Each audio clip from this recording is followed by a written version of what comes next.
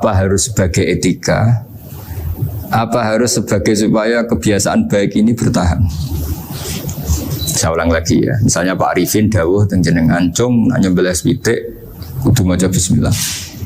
Kalau kamu memotong hewan harus baca bismillah. Kata harus itu apa artinya syarat sah? Sehingga kalau tidak baca tidak sah. Apa keharusan dalam makna etikanya harus baca bismillah. Jadi urusannya hanya apa? Etika atau afdoliyah. Atau kita tidak ingin kultur baca bismillah itu hilang, sehingga barang tidak wajib pun kita wajibkan supaya kultur baca bismillah itu tidak hilang. Nah, Imam Syafi'i itu milih yang tidak wajib, itu hanya urusan etika. Sehingga zabihatul muslim meskipun nggak baca bismillah, baik secara sengaja maupun lupa tetap halal ya, tetap sah, tetap halal. Tapi beberapa ulama mengatakan baca bismillah itu wajib dan menjadi syarat sah. Ya kira-kira karena pamit tadi, yang beri nyawa itu Allah, kok apa yang menghilangkan nggak pamit, sudah menghilangkan nyawanya ayam dimakan lagi. Wah itu selingkuhannya kan masih marah itu. Selingkuhannya, pacarnya, anaknya, cucunya itu kan marah itu. Tapi kalau pamit yang punya kan tidak. Coba kalau ayam cantik yang pas kamu sembelih itu lanangannya kan mangkel itu. Kalau kebetulan sudah tua kan, karep-karepmu kan gitu. Jadi apa? Itu yang tahu Sarah. Saya ulang lagi, yang tahu Sarah. Karena ini sudah jelimet, sudah jelimet. Sehingga nggak ada kitab matan yang Indo kecuali disarai. Dulu ada kitab namanya Takrib, karangannya Abi Suja. Terus disarai kecil sekali oleh Fathul Qorib, ya oleh Ibnul Qasim Al-Huzi itu. Terus disarai lagi oleh Bajuri. Jadinya Bajuri itu sudah sarhun ala sarhin warifin, ya sudah sarhun ala sarhin, bukan sarhun ala matnin tapi sarhun ala sarhin. Nah, kenapa memang kita butuh itu? Saya ulang lagi, kita butuh itu. Nah, kenapa butuh? Ya karena mau tidak mau. Saya ulang lagi, mau tidak mau. Karena matan itu seperti itu. Misalnya matan cerita, yang dikatakan menyembelih itu apa? Ya nyembelih itu ya nyembelih itu memotong hewan. Terus motongnya dari mana? Kalau kamu motong hewan dari mana coba? Dari belakang atau dari depan? Dari mana? Depan misalnya. Pertanyaannya, ketika dari depan itu paling penting terpotong al-hulkum wal mari misalnya. Yang satu majra to'am, yang satu majra ruh, ya gitu, majra nafas. Tapi andekan dari belakang gimana? Tapi tetap terpotong. Mulai ribet kan? Kalau kubu sebelah kan enak, pokoknya nggak sunnah Rasul seperti itu, nggak mau debat. Tapi kita tidak, cara berpikir tidak gitu. Ini kan status hukumnya halal apa haram ketika ada orang motong hewan dari belakang. Nah, terus kita berdebat kan, mesti berdebat itu mau dibilang haram, nyatanya memenuhi syarat apa tadi pemotongan, hukumnya kena, marinya kena. Mau dibilang halal, jangan-jangan pitiknya sudah pingsan, sudah mati karena dogrok-ogrok dari belakang. Nah, itu terus ulama debat, kan mungkin juga, ya kan? Pitiknya sudah setengah kena corona, pingsan terus, ya kan? Sudah pingsan terus digorok. Nah seperti ini mau tidak mau kita harus detail. Detail artinya yang dikatakan menyembelih itu apa? Ya nanti tak bacakan tabir-tabir di Bajuri ya, sekaligus ijazah untuk jenengan semua. Saya tadi alhamdulillah ketemu Pak Arifin lama, hentikan panjang lebar tentang pentingnya ilmu. Yang dikatakan menyembelih adalah mematikan hewan yang hidup dengan kaifiyah syariah. Saya ulang lagi, mematikan hewan yang hidup dengan kaifiyah syariah. Nah kalimat hidup ini mulai masalah. Hidup yang apa? Misalnya ada hewan, saya sering kalau ngaji cerita, ada ayam jago ketandang mobil, ketabrak mobil, kejet-kejet. Enggak kamu sembelih pun 1 menit lagi pasti meninggal. Ini kan hanya koordinasi prosedur saja. Karena prosedur ayam mati harus kejet-kejet, enggak boleh enggak langsung peletes mati, enggak boleh. Nah pertanyaannya ketika kejet-kejet ini kamu sembelih, itu halal apa enggak? Wong andekan tidak disembelih juga sudah mati. Artinya enggak penyembelihan ini kan enggak memberi kontribusi pematian, tapi enggak ngefek. Gitu. Makanya terus ada perdebatan. Ada hayatun mustaqirrah, ada hayatun ittirariyah, ada harokatu masbuh. Itu kalau nggak sarah nggak bisa. Lalu pertanyaan nakalnya begini, saya itu betul pernah ngalami itu. Ayam jago itu kan mahal, apalagi kalau Bangkok kan. Saya pas jalan-jalan sama anak saya, sama jalan-jalan mau ke pasar itu di pertolongan dua rumah. Gus sih halal tuh orang, kadang tanya orang awam, halal kata saya. Padahal andai kan tidak disembelih ya pasti mati. Suatu saat ada yang mengkonfirmasi lagi. Saya bilang kalau kiai ya tidak pantas makan ayam gitu, tapi kalau kamu tidak kiai ya pantas saja. Daripada rata halal lo geremeng eman kan ribet. Nah sebetulnya itu dalam mazhab Syafi'i itu tidak halal karena dia sudah tidak punya hayatun mustaqirrah. Karena tadi setengah menit lagi atau 1 menit lagi pasti mati. Kan dia belum mati karena koordinasi Israel saja tetap yang nyambil itu. Tetap kan nggak segampang itu kan, tetap prosedur apa? Jalankan SOP-nya harus ada. Nggak boleh mati selonang-selonang itu nggak boleh. Tetap ada SOP kata Warifin ada SOP. Dia kalau sama saya bisa guyon kalau. Nah, tapi misalnya nanti pertanyaan, tapi dalam mazhab Maliki itu diabaikan, hayat mustaqirrah, hayat ittiroriyah, hayat itu diabaikan. Cara berpikir Imam Malik lebih matematis. Kalau nggak disembelih itu matinya berapa menit? 1 menit lagi. Gara-gara disembelih dia mati sekarang. Berarti eksekutornya ya peso itu. Ya berarti peso itu memenuhi kriteria mematikan sesuatu yang masih hidup, hewan yang hidup dengan cara syar'i. Jadi andai kan ada rapat malaikat, matinya karena apa? Karena peso apa karena kecelakaan? Karena peso. Ya kan? Karena kalau nggak tanpa peso nunggu 1 menit, gara-gara disembelih langsung terjadi sekarang. Nah karena hukum halal ini yang menarik dan menguntungkan. Di bab ini orang jadi Malikiyah semua. Mana maksudnya ya? Jadi kita ini sebetulnya Syafi'i pecundang gitu. Syafi'i partai politik. Jadi kalau sedang tidak menguntungkan ya kata siapa kita Syafi'i banget. Tidak juga itu. Jadi karena tadi ya kalau pada level perdebatan ulama itu ada tadi ya, ada seperti itu, ada hayatun mustaqirrah, ada hayatun ittiroriyah, ada harokatul masbuh. Jadi tak baca ya supaya dapat barokahnya ulama ya. Jadi tak baca taksinya ini di halaman, terus kitab ini saya tinggal sebagai amal saya, keluarga saya, sebagai penghormatan saya sama Habib Ali, Habib Qures, Habib Hussein semuanya, Pak Arifin dan Bismillahirrahmanirrahim. Wa'alam, ini halaman 562, ikutnya bab kitab Ahkami Sayyidi wa Dzabai. Ya, jadi nanti yang mungkin kalau beda halaman cari di babnya, kalau beda halaman cari di babnya. Karena kadang beda halaman warifnya. Kalau cetakan sekarang enggak. Kadang beda juz pun. Kayak Ikhya sekarang tuh sampai 6 juz. Zaman kita ngaji kan 4 ya. 4 juz. Sekarang ada yang 6, ada yang ribet cetakan sekarang ya. Di atas ada 10. Satu Ikhya itu. Hurufnya dibesarin ya. Ikhya biar. Iya, ada yang satu. Karena ngerti ya zaman akhir paling sudah agak buta huruf. Saya tuh dulu punya guru terakhum sudah sepuh. Itu baca gini nggak bisa, Pak. Jadi kalau di kelas harus dituliskan pakai spidol. Mulang Minhajul Abidin sudah sepuh sekali. Kalau ngajar itu nggak bisa jalan, udah pakai beca. Itu yang nulis agak kurang ajar. Nulis CDE cepet bar. Jadi kadang itu apa itu? Beliau masih semangat, tulisannya habis. Lo kok sentek jeng? Terus ya wes ya. Jadi nulisnya di HVS baru. Ya cepat selesai. Iya. Nah kalau beliau pakai kitab sudah enggak berso itu. Anak-anak wah ini CDE benang ber. Ribet. Saya ulang lagi ya. Jadi yang mau saya baca tadi itu logika fikih ya. Fikih itu berpikir ya. Di mana-mana namanya menyembelih itu apa? Dari hidup dimatikan dengan kaifiyah syariah.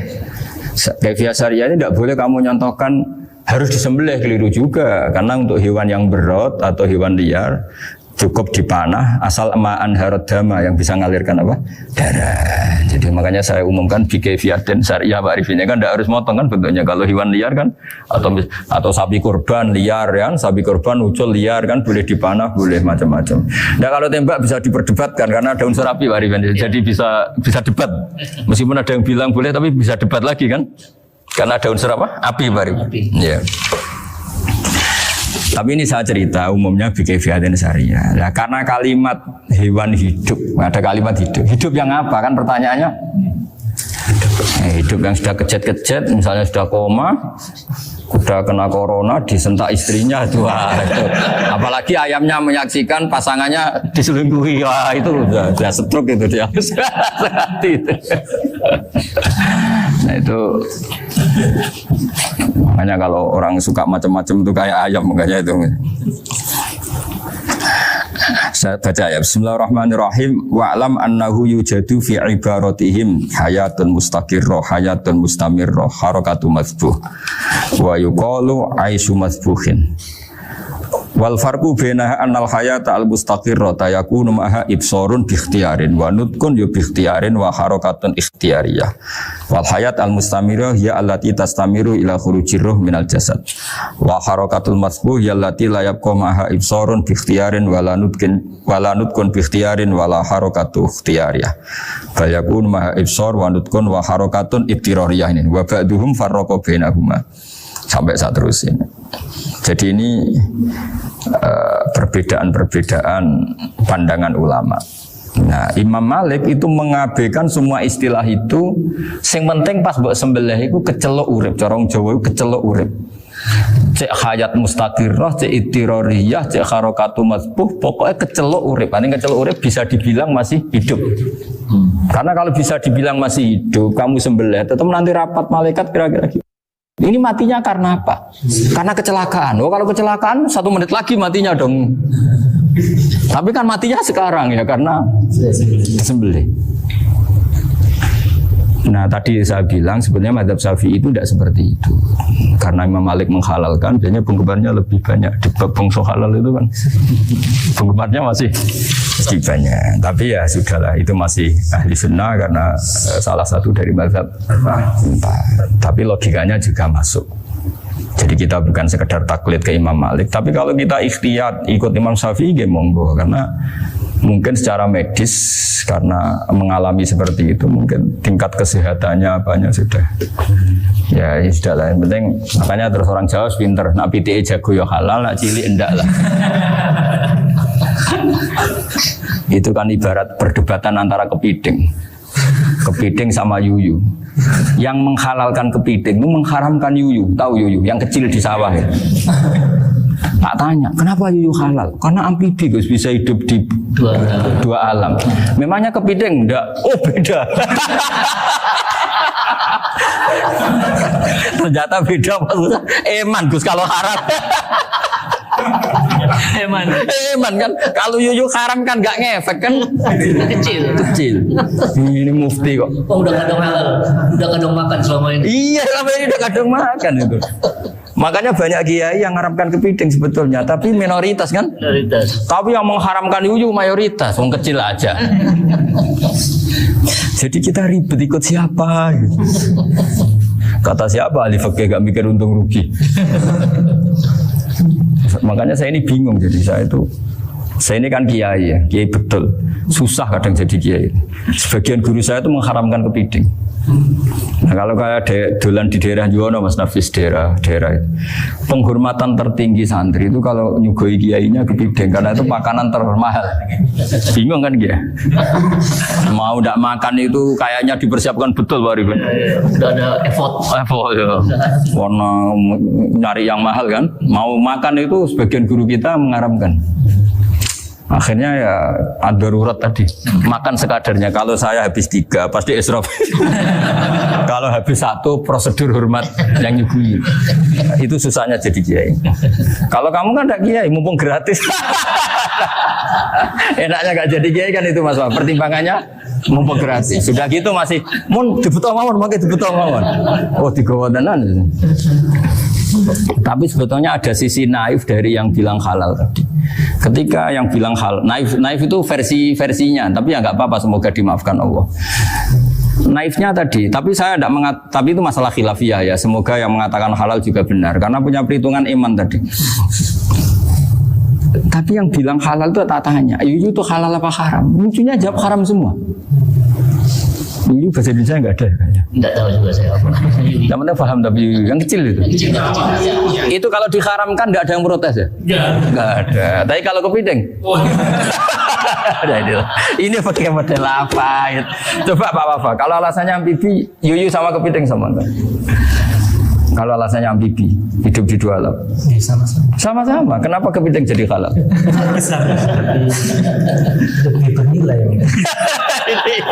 Ini juga mufti model baru. Mungkin muftinya menghalalkan. Iya makanya. Kan jadi kayak tadi ayam jago tadi orangnya tak tanya akhirnya. Andekan yang kecelakaan itu ayam kecil. Kamu tanya saya enggak? Ya enggak, aku langsung tak buang. Kan langsung dibuang. Berhubung ayam besar. Eman kan. Tapi nurani aja sebetulnya protes. Nyembelih wis klekek-klekek. Kadang kan wis apa kejet-kejet itu sudah. Sudah tunggu SOP dari Pak. Ya tapi apapun itu ini ilmu harus didengar ya supaya sampean tahu ya, ada hayat mustaqirroh, ada hayat mustamirroh, ada hayat ibtiroriyah, paling enggak kita ngerti lah. Karena nanti di bab B, ya nyun sewu di bab apa B, itu ya nanti nggak sahnya karena apa? Tidak mutamawal. Misalnya saya punya utang sama Pak Arifin ayam jago, tak bayar dengan jago yang mengalami kehidupan sudah seperti itu kan tidak sah. Meskipun itu hidup tapi sudah tidak hayat yang mustamirah, tidak normal. Jadi ilmu itu apapun tidak cocok kita karena beda mazhab misalnya, tetap sebagai apa? Ilmu. Jadi jangan pernah anti ilmu meskipun kita tidak cocok. Dulu saya itu heran sama Abu Hanifah karena membolehkan merujuk wakaf. Wakaf itu kan nggak boleh ditarik kembali dalam mazhab Syafi'i dan hampir semua ulama bilang gitu. Tapi kalau kata Abu Hanifah, jika nazir yang nerima itu tidak sesuai rencana kita, keinginan kita, itu boleh narik kembali. Fa innal waqfa atiyatun makhdoh, kata beliau. Wakaf itu ya pemberian normal saja. Suatu saat ada peristiwa gini Pak Arifin, ya, ada orang kaya raya mewakafkan tanah itu senilai kalau nggak salah itu 60 miliar. Singkat cerita beliau bermain apa ya, bisnis apa itu bangkrut. Kemudian itu belum disertifikatkan wakaf. Kemudian nggak ada yang disawang Coro Jowo, nggak ada yang dilihat, terus mau dibeli sama nyuwun sewu sampai yang mau beli yang mampu itu non muslim. Singkat cerita ada orang kaya muslim yang mau beli itu tapi ada problem karena itu wakaf. Tapi kalau nggak dibeli itu malah dibeli non muslim. Tanya saya, akhirnya saya jawab nggak apa-apa dibeli saja, ikuti mazhab Abu Hanifah. Karena kalau mazhab Syafi'i itu nggak sah semua pembeliannya. Tapi apa artinya mazhab kalau kita berpikir nggak sah tapi yang jual melakukan? Nah itu yang nggak dipikirkan oleh orang-orang fikih yang di Menara Gading. Apa gunanya kita bilang nggak sah, tapi yang punya tanah tadi tetap menjual karena tidak mengindahkan hukum itu. Mau apa? Makanya saya bilang bagi tentang Gus itu nggak ada kaulnya dalam adab Syafi'i. Saya bilang kamu mengharamkan itu tidak ada gunanya karena itu tetap dilakukan. Jadi kita pertimbangannya ndak itu, daripada dikuasai situ mendingan kita. Nah itu sisi-sisi fikih. Makanya ini kita ngaji fikih ndak segampang itu memberi fatwa karena pertimbangannya banyak Pak. Ndak hitam putih gitu maksud saya, ini cerita. Jadi nanti kamu ngerti. Jadi mau apa coba? Itu kan ibarat gini. Hukumnya kita ngajar perempuan itu masalah sebetulnya secara, karena itu ajnabiyah. Tapi fikih mentoleransi li ajli ta'lim, karena untuk belajar enggak apa-apa. Kalau sudah jadi fakta itu ribet. Dia maunya belajar sama kamu dan sekali kamu enggak mau belajar ke yang lain yang potensi menyesatkan. Jadi fikihnya bukan masalah nazar lagi, sudah penyelamatan. Ribet kan kalau sudah begitu. Saya punya kenangan yang menurut saya itu harus jadi trauma. Siapapun harus jadi trauma. Ini cerita sedikit. Ini masih ngaji fikih pertimbangan. Ada orang tuh sangat khusyuk, sangat khusyuknya di rumahnya Pak Wafa itu nggak ada TV, nggak ada motor, nggak ada apa saja. Ketika anaknya berkembang agak dewasa, itu pertama naik motor, itu ya utang jasa sama kawan-kawannya. Pertama dia ngelihat nikmati TV ya dari kawan-kawannya, corong cowok, mbek tanggane lah.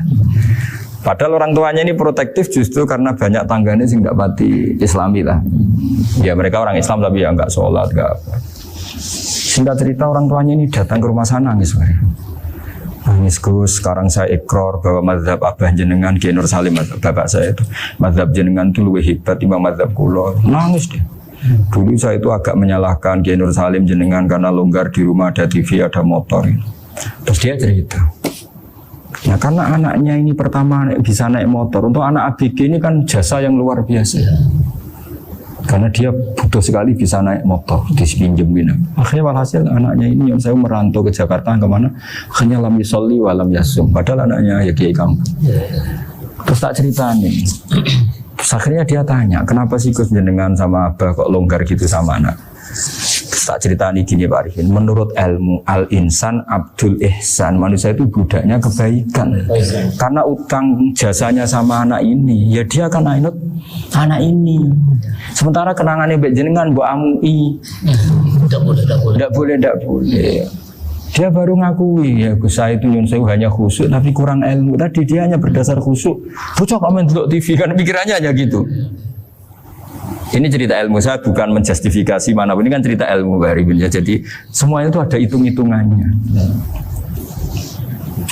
Coba kalau kita terlalu stagnan anak pertama naik motor jasanya orang nggak sholat ya, pertama roh TV jasanya orang nggak sholat. Coba terikatnya anak ini sama kita apa sama orang itu? Sama orang itu. Bayangkan kalau umur ABG. Kalau umur sak pari pun Pak Wafa ini nafsu astagfirullah kan. Gue coba tua nome orang. Gaya tok, bareng tua udah khusus gue gaya tok. Aslinya namanya bodoh. Ya saya sama semua. Cuma saya kan lebih jujur dari biasa. Jadi orang itu harus ngitung gitu. Itu kenapa Mbah Mun tuh kayak alim alama. Setahu saya dalamnya ada TV. Putra-putra ini lihat TV. Meskipun kita tidak mungkiri negatifnya TV, kita nggak mungkiri Pak Arifin ya. Tapi tadi ketika anak-anak ABG itu pertama lihat TV jasanya Tonggoni. Kalau kebetulan tanggane wong soleh nggak masalah ya. Kalau enggak, itu nangis ke rumah saya itu. Ya Allah. Nyesel dia. Tapi saya bilang gini, ini jenengan tiang soleh, mesti anak jenengan suatu saat kembali. Coba pola jenengan harus rubah.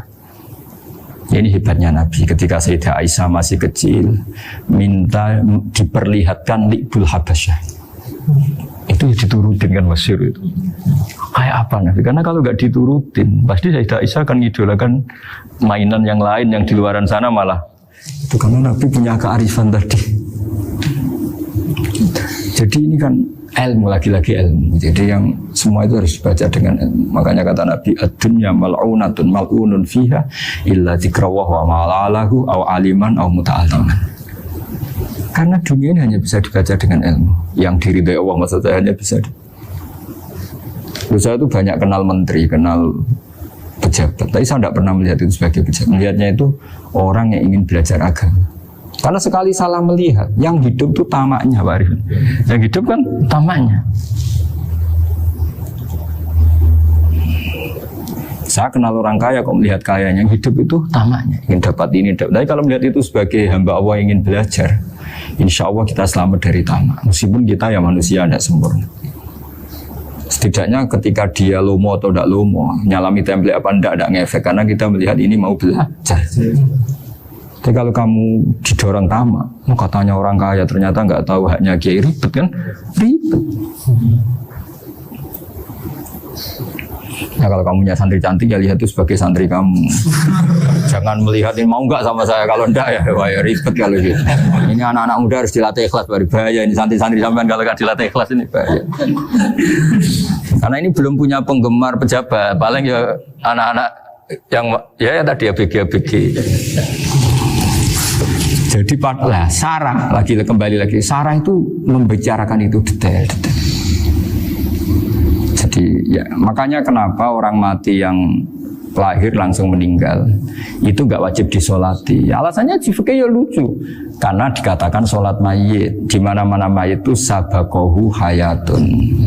Di mana-mana namanya mati itu terdahului oleh hidup. Nah ini nggak pernah hidup langsung mati. Jadi begitu ya kadang lucu. Ya gitu aja alasannya.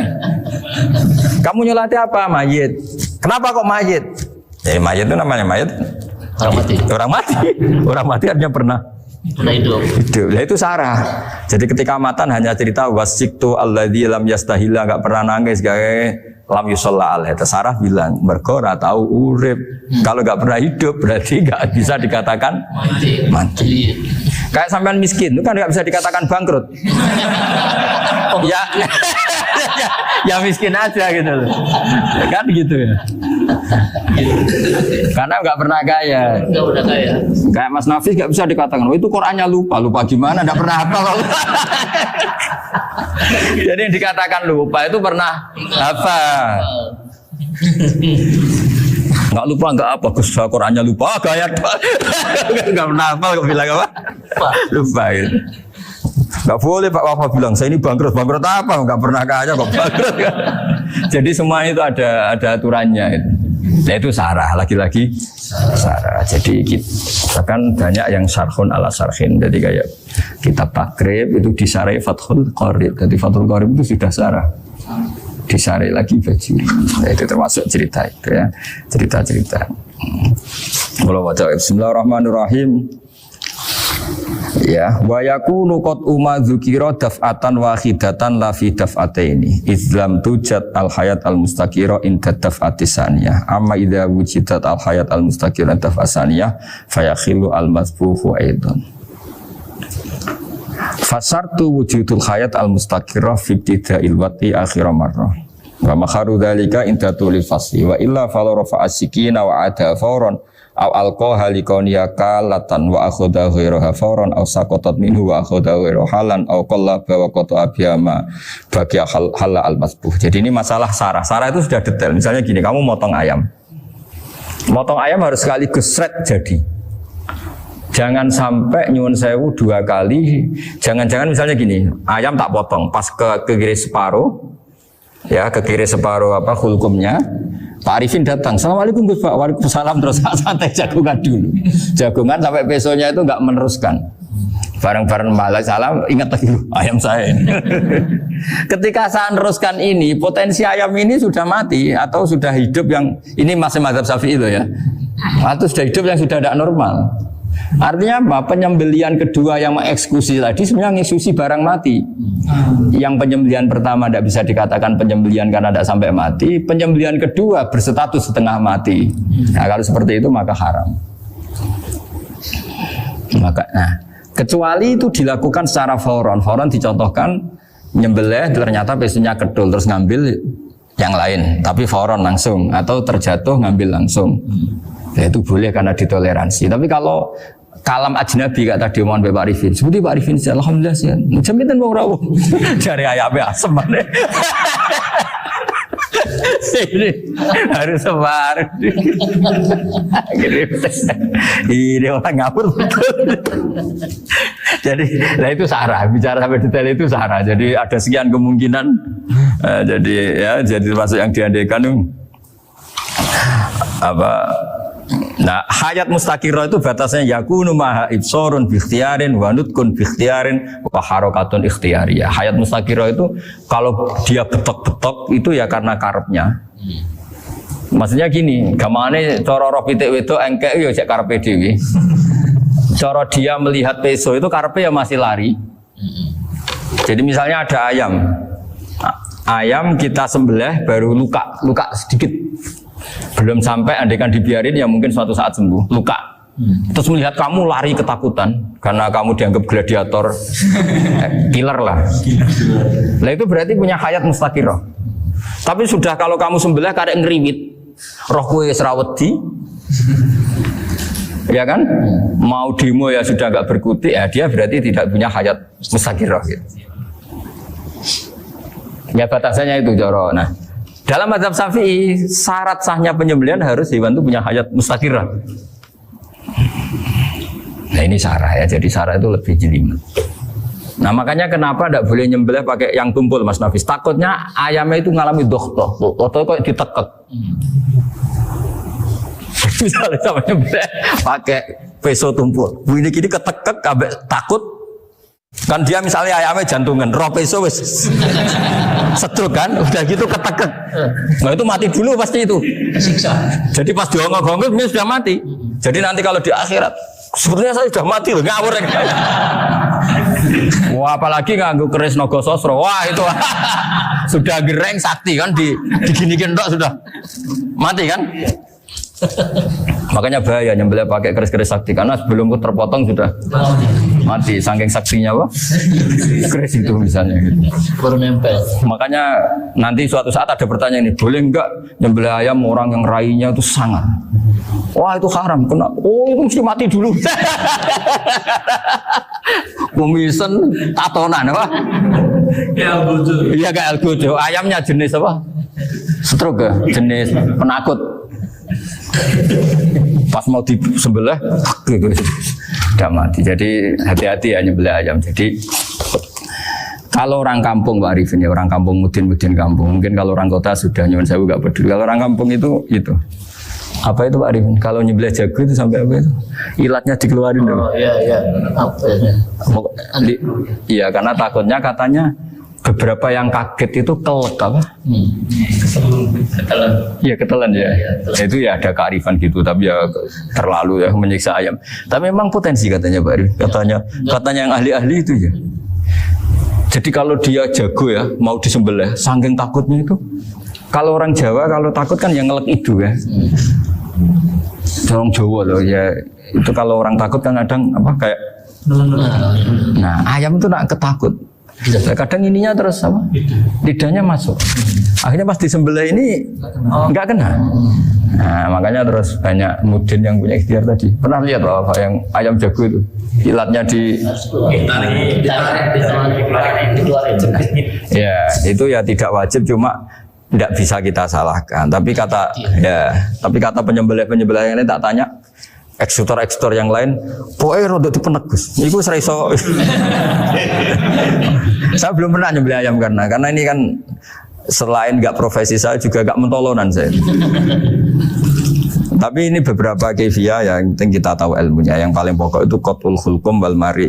Ya kira-kira dalan sing dienggo nafas sama dienggo makanan tadi.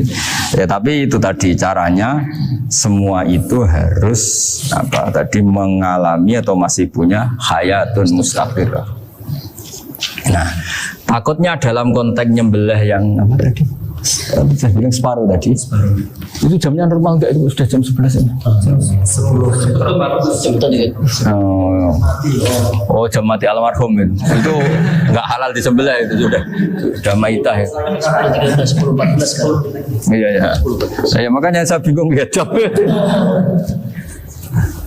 Ya jadi itu Pak Wafa ya, pentingnya sarah itu seperti itu. Matan itu kan asal nyembelih saja, tapi di sarah diterangkan jangan hanya nyembelih, yang disembelih harus ada hayatun mustaqirah, karena dikatakan penyembelihan adalah menghilangkan nyawa dengan cara yang syar'i. Kalau nyawanya saja sudah hilang bukan nyembelih gitu. Nah potensi itu ada ketika jago kamu sembelih pakai yang tumpul. Ini ada dohtoh. Loh, hewan itu juga kayak manusia loh, karena punya hati. Ketika takut bisa saja mati. Nah, takutnya ulama kan ini ngalami dohtoh. Kayak orang ditekek kan mati kan, ditekek kaget. Contoh gampang gini, orang ditekek perempuan kemungkinan mati itu kecil, karena murni hanya ngalami pernafasan. Tapi nak ditekek wong gagah tatonan kan terus dua reaksi tubuh. Takut sama gak bisa bernafas, itu kan lebih cepat toh? Mati. Kira-kira kan gitu. Nah ini sudah takut dongok-dongok itu kan nyiksa. Saya sering ketemu orang yang ahli nyari ular, nyari apa. Itu ya gitu. Filosofinya sama seperti orang perang. Harus bikin takut. Iku kewan Gus nak disuwentak, iku telelekan, jadi telelekan iku apa Pak Anda bicara bahasa Betawi ini? Orang kaget terus terpaku itu. Teorinya Khalid bin Walid kan gitu. Kalau perang supaya musuh takut. Kamu tahu kami siapa? Gertak gitu. Ayat ji'na biqaumin yuhibbunal mauta kama tuhibbunal hayat. Kita ini bawa pasukan yang mereka mencintai mati kayak kalian mencintai hidup. Pasukan kami ini wah darwis, berani modar ya wis gitu, kira-kira gitu kalau bahasa Jawa itu. Berani mati. Akhirnya musuhnya kan nah, di antara syaratnya perang kan gitu, harus bikin musuh itu takut, gemeter. Nah istilah lelekan itu gampang gitu loh. Lelekan itu pokoknya tadi loh Arifin, kepaku tadi. Agak berkutik. Faham ya? Nah jangan-jangan ayam yang kita sembelih mau wis wedi dongok-dongok mati duluan gitu. Nah makanya terus kata musannaf kalau bisa itu wa yakunu madzukira bidafatin wahidah. Kalau itu usahakan sekali jadi. Tapi itu bukan berarti syarat sahnya harus sekali jadi. Kira-kira karena tadi gak kebayang kan kalau baru separuh tak. Assalamualaikum Gus Pak. Waalaikumsalam Pak Arifin. Sebudi kabarnya. Baru itu terus ingat diteruskan lagi. Kemungkinan ini sudah mati apa?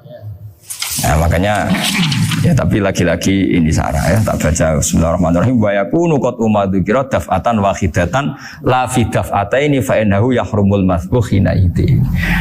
Kalau 2 kali, tapi 2 kali maksudnya yang 1 kali ini mengakibatkan kematian. Dikatakan penyembelian belum sempurna, dikatakan hidup toh nanti pasti mati, berarti tidak mengalami hayatun mustaqirrah. Paham ya? Jadi ini semoga dapat barokah dari para ulama. Jadi saya mohon nanti Pak Wafa, Pak Muntaha, teman-teman jangan hanya baca matan ya. Pada level alim itu harus baca syarah karena matan itu nyun sewu tidak cukup untuk menjawab sekian kemungkinan. Nah syarah itu sono fardul masalah. Ya Pak Arifin ya mengandikan masalah meskipun belum terjadi ya pengandaian sehingga nanti kalau terjadi kalau militer itu apa? A, B ya? Alternatif gimana? Kalau strategi itu kan ada sekian A, B, C. Kalau A gagal B sudah siap. B sudah siap militer. Jadi kalau masuk surga pintu 1 nggak bisa, itu kedua. Lewat teras Gus. Sembrono.